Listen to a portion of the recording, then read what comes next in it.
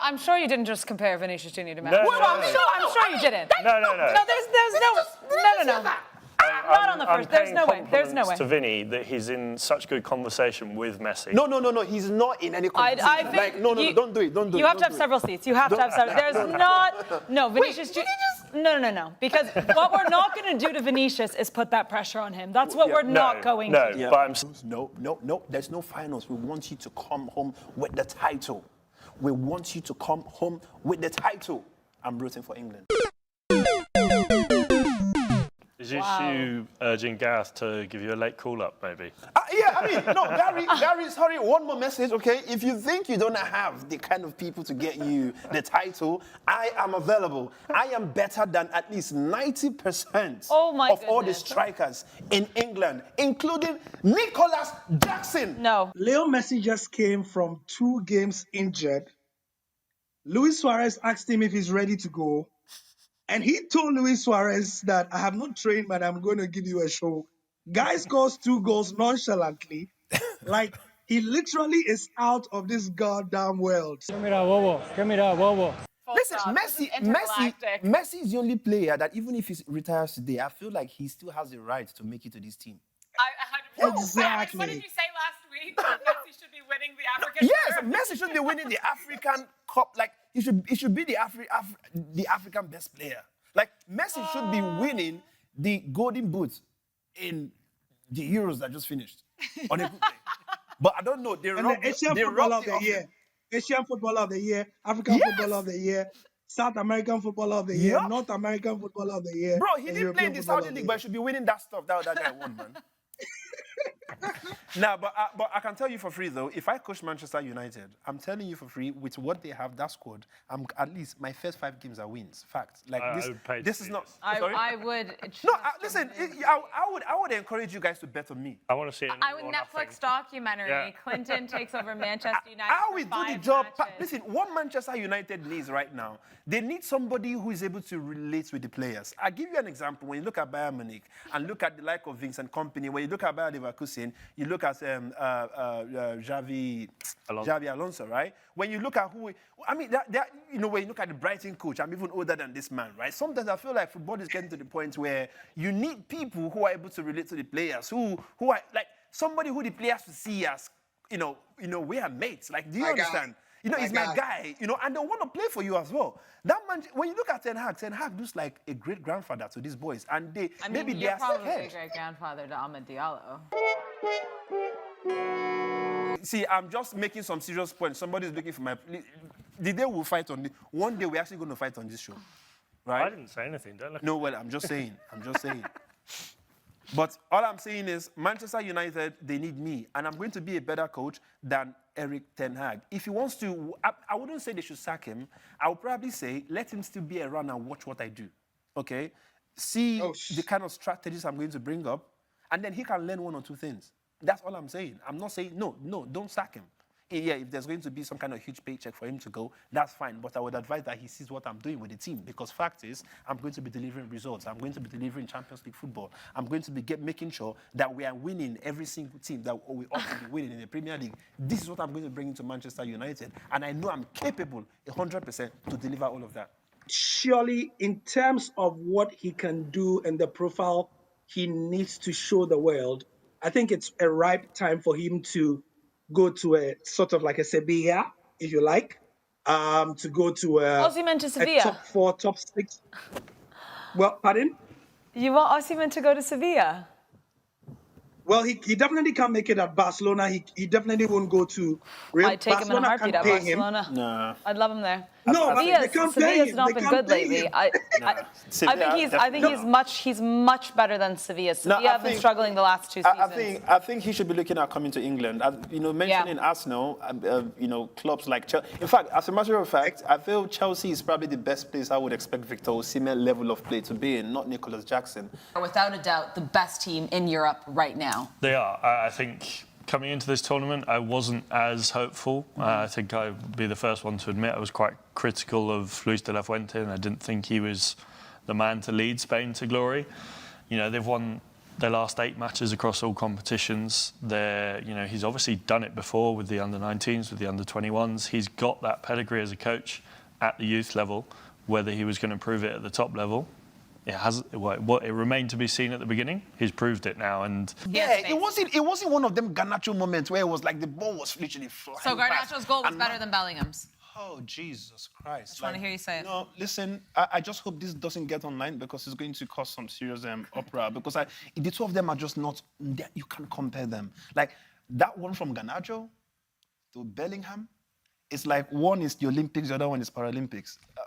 All right, God, sorry. That's not how I meant it. But what I'm trying... No, wait. What I'm trying to say is that one is a... Okay, right. No, see, digging, man. Listen. If you're listening to me, I'm sure you understand what I mean. These guys are trying to get me into some well I'm not able to come out from. But what I'm saying is, Jude Bellingham goal is a goal that even Alex will score.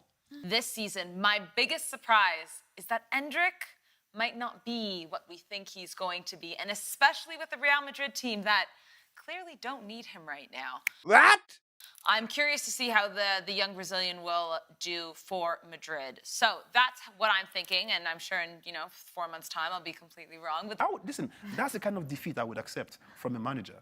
But when it comes to Ten Hag, right, he's only spiritual. That one, you would just know that he needs a couple of pastors to lay hands on those bowed heads to say, yo, you need... See, listen, listen, and I'm not talking about just one pastor, at least 4 to 5 of them. And I'm talking about strong ones that have different branches in different countries. Like people like Pastor Chris, you have somebody like E.A. Adeboye, who has a lot of churches, right now in Accra.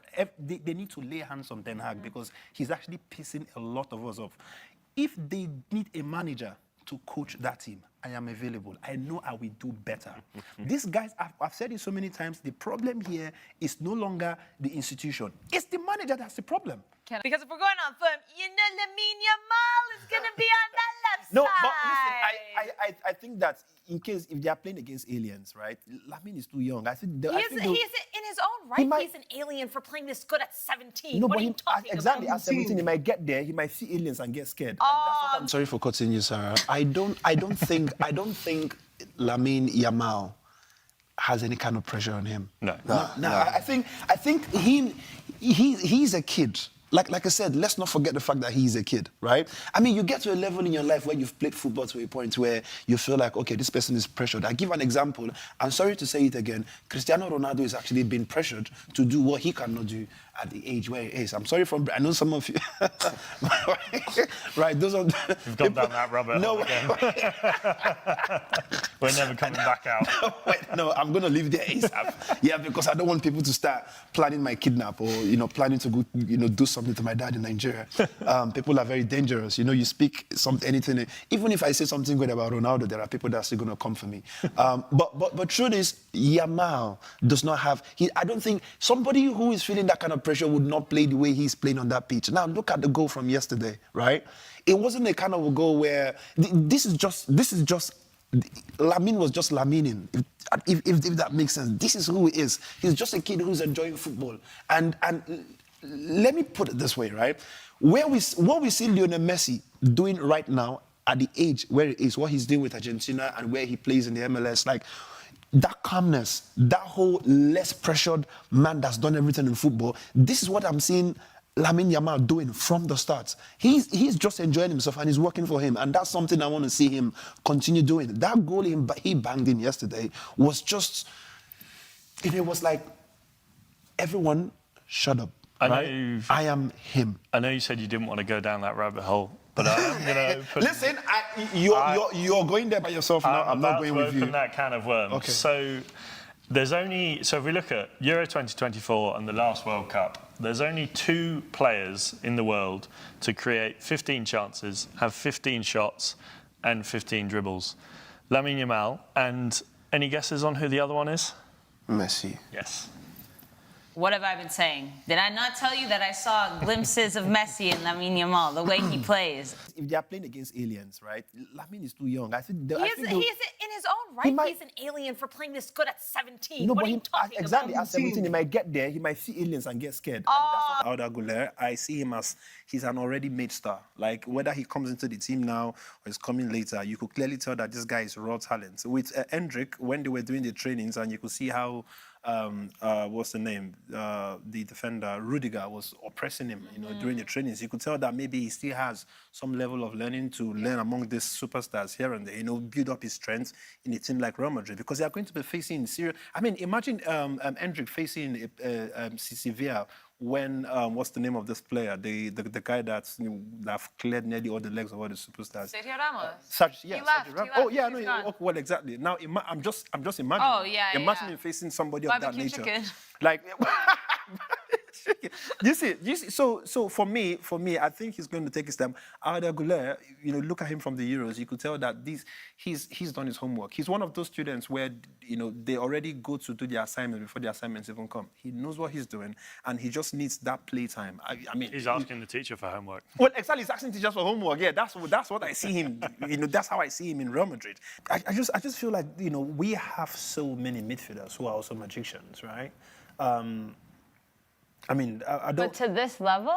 No, listen. Like I said, in top 3, I'll definitely put him there. Who is in your top 3? That's a very good question. See, here's the problem. I just feel like there are so many midfielders to think about, who are also magicians too. Is Xavi in your top 3? Like, for example, I could easily put Kevin De Bruyne there. Oh, no. Because he's not as one of the best dribblers, right? But it's the fact that he also creates as good as... They just do their stuff differently, if you ask me. No, I'm being sincere with myself, oh, no. I just... I'm having an episode. Kevin De Bruyne to Andres Iniesta. Let me. I don't know. Yeah, everybody has their just the same way people believe that Ronaldo is way better than Messi. It's nearly the same way I feel like Kevin De Bruyne is a god on that midfield for me.